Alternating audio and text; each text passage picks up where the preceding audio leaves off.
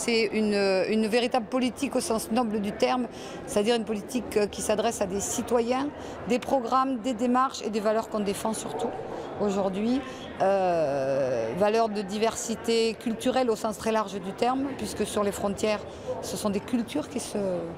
se confrontent ou qui se mélangent au sens très large du terme. Les cultures, c'est pas seulement la culture avec un grand C, c'est des manières d'appréhender l'Europe, des manières d'appréhender la vie quotidienne. Et on a une vraie expérience dans la coopération de cette espèce de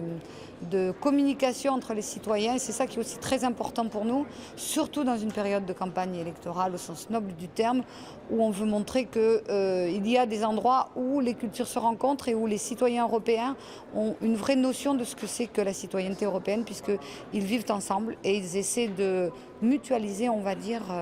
ce qui existe aujourd'hui sur les territoires. Et le mot territoire est un mot extrêmement important dans la politique régionale. C'est en tout cas à mon avis une manière d'avoir une politique qui sorte un peu de l'intergouvernemental justement, c'est-à-dire qu'on met en place au niveau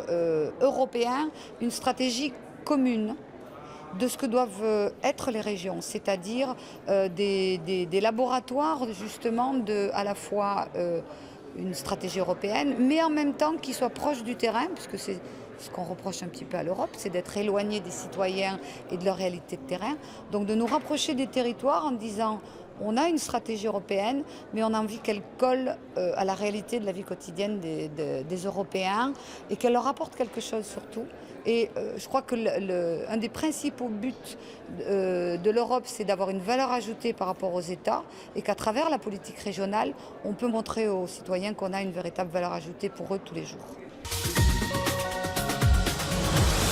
Je rappellerai quand même que le transfrontalier ne représente même pas 3% en termes financiers de la politique de cohésion et que le reste, ce sont justement des réalisations sur le terrain et une politique interrégionale qui essaie de rapprocher effectivement une région finlandaise avec une région des Pouilles dans le sud de l'Italie ou une région portugaise avec une région de Basse-Silésie à la frontière de la Pologne et de la République tchèque. Et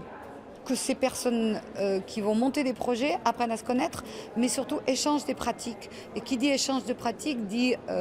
coopération et dit se rapprocher des stratégies européennes qu'on a décidées après 2 ans de travail et qu'on a votées il n'y a pas très longtemps.